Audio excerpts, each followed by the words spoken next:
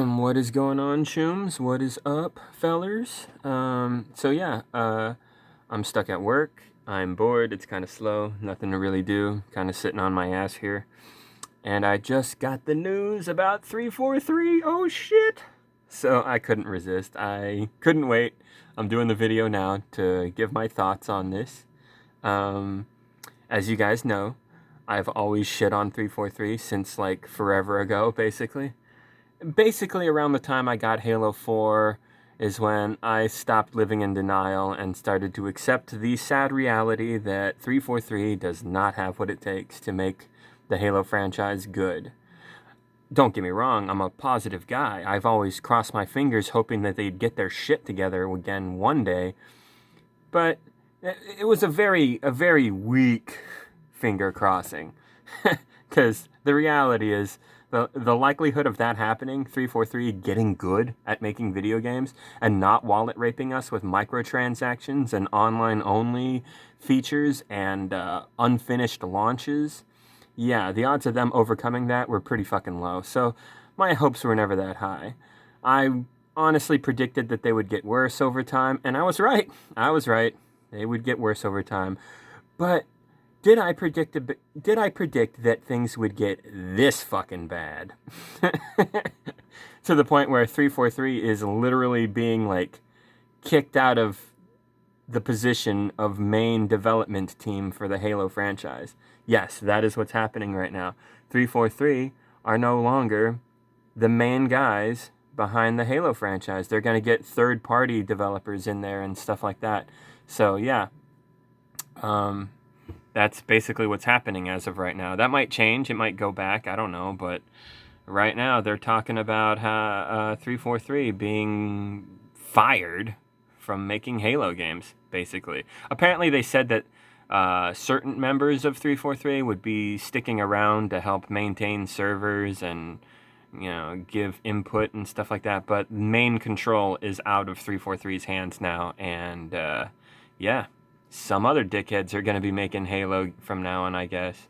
And they fired Joseph Staten, and they scrapped all their plans for doing story DLC content for Halo Infinite's campaign mode. And as you know, they lied to us about the couch co-op split screen experience. That's in the toilet.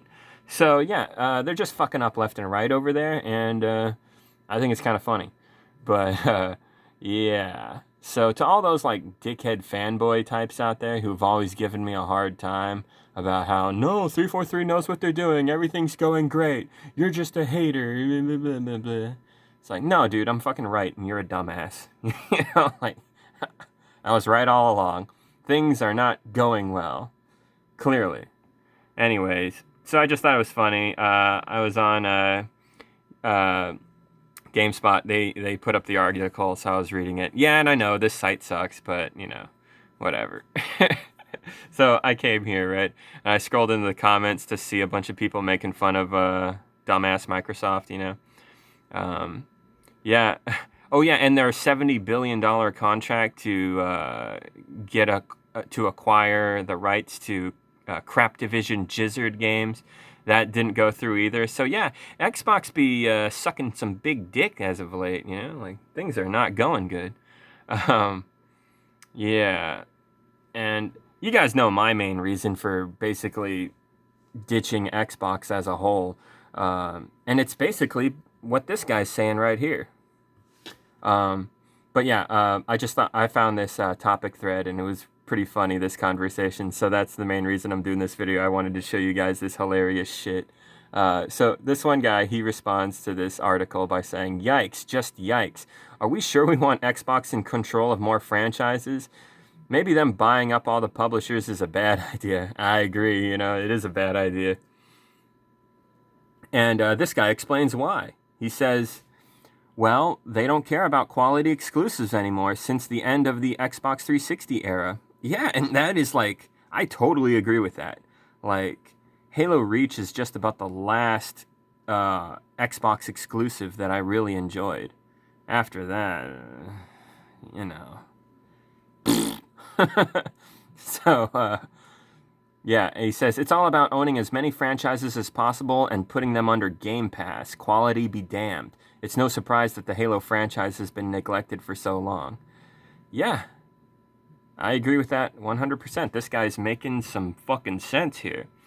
Now, this is the funny part. Some dumbass 343 fanboy dickhead responds, has a lot of high... He's a fucking moron. Like, he can't talk. He can't write. You know, anyway, he starts defending... I won't read what he says, but you can see it here on my screen. That's what he says, right?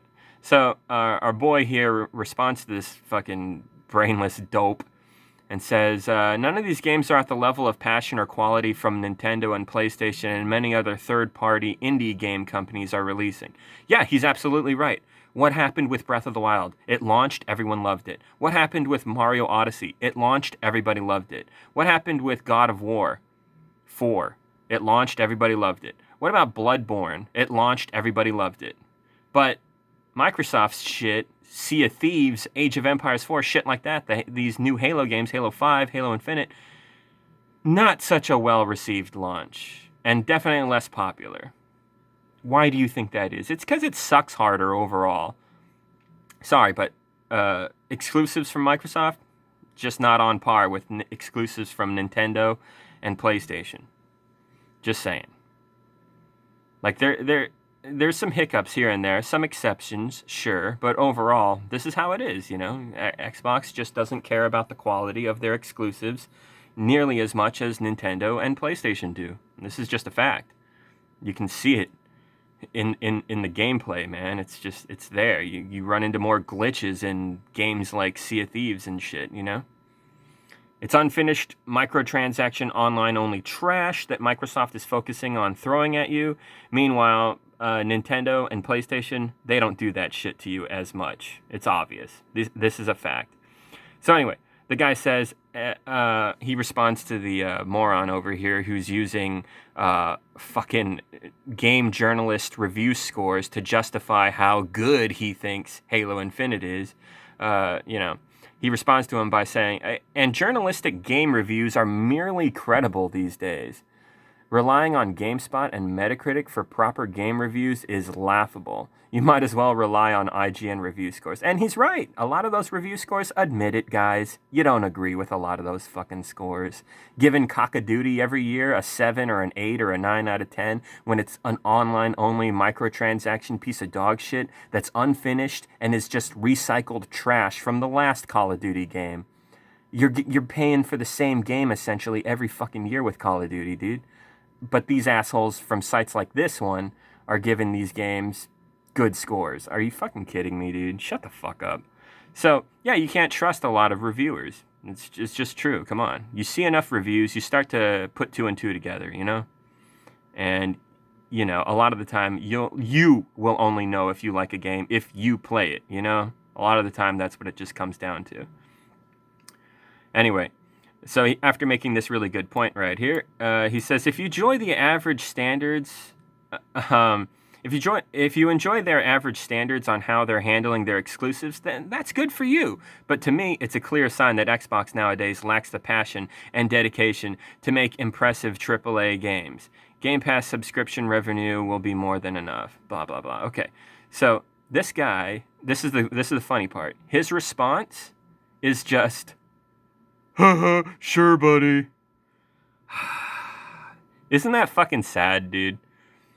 And this other guy responds to him by saying, replies like this imply that you're incapable of formulating a proper response. That or you don't care. Either way, you're not endearing yourself.